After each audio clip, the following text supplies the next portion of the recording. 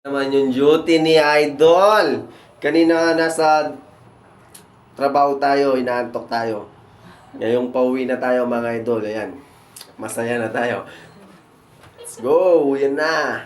Geng geng. Ay. Yun mga idol. Ayan yung sa kitchen natin, mga Nepal, mga idol. Last day na nila sa... When last day nita? Thursday. Oh, masalam po, masalam. Ayan yung mga kasama natin sa kitchen mga idol. Ayan, end of contract na rin sila. Last day nila sa Thursday. Kaya sana magkita-kita tayo muli mga kaibigan. Lalo na to, si Prem. Masalama Prem. So don't forget you bring kapsa, ha? Kapsa, ha? The last day, ha? Don't forget, ha? 2 months kapsa. Okay? Inshallah. Okay. So, bukra day off. Okay, ayan yung si Prem, mga idol.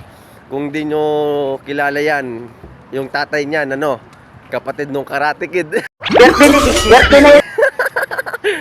Bye-bye. Ayan, naghiwalay na kami mga idol kasi dito yung way ko, dun yung way nila. May service sila ako. Yung Green Rider ko, nandun, nakapark. Ewan ko kung hindi pa ninakaw kasi walang padlock. Ayun mga idol. Ayan, tara. Uwian na. Taglamig na mga idol. Napakalamig, napakanipis pa nung long sleeve natin. Ayan, let's go.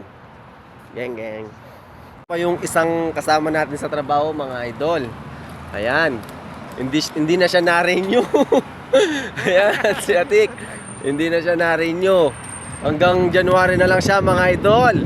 Ayan, mauuna ako sa kanya. Tapos siya mga idol, dahil malaki yung sahod niya, hindi na siya na-renew. Ayan siya, naka-scooter. Sana all. Because Atik's 2 months money, 2 months pulos. That's why Mapi renew. Beep, kalas. This one not good. Yan mga idol, medyo nagbabawasan na sila ng mga tao sa Bobs. Mga malalaking sahod. Si Atik kasi malaki yung sahod niya. Local. Kaya hindi na siya na-renew. 3 years din siya sa Bobs. Ayan. Sana makahanap din siya ng malilipatan mga idol. Sila, mga local, pwede naman silang i-release